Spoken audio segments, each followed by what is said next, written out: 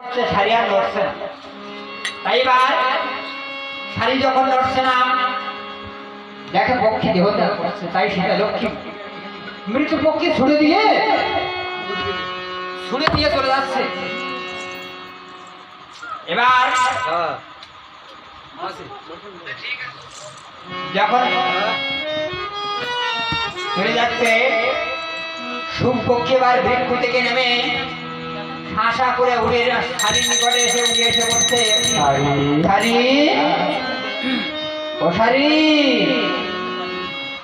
শাড়ি একবার কথা বলো, শাড়ি শাড়ি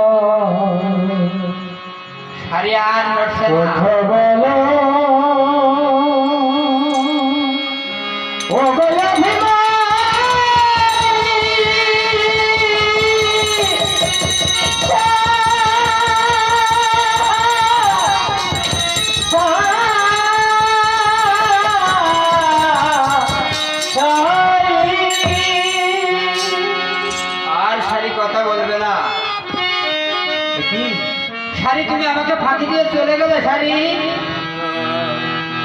আমি চলে গেলাম, আমি মনে করলাম তুমিও চলে যাবে, কিন্তু আমাকে ফাঁকি দিয়ে চলে গেলে শাড়ি। আর বার সীতা লক্ষ্মীকে শুনে পক্ষী ডেকে বলতে, সীতা লক্ষ্মী তুমি কি সর্বনাশ করলে? আমার শাড়িকে মেরে আমার প্রাণ দিয়েছে, আমি তোমাকে অভিশাপ দিয়ে যাচ্ছি।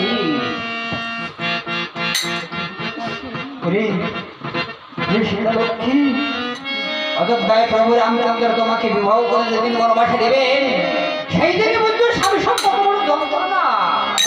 আর আমার স্বামীকে বলে চলে তোমার অট্টালিকা প্রসাব করতে, তুমিও বলে গিয়ে প্রসাব করবে, তখন বুঝবে যে প্রসাব যন্ত্রণা কত বড়। তাই শোকে দুঃখে জানো কিকে ডাকি, কহিতে লাগিল বারে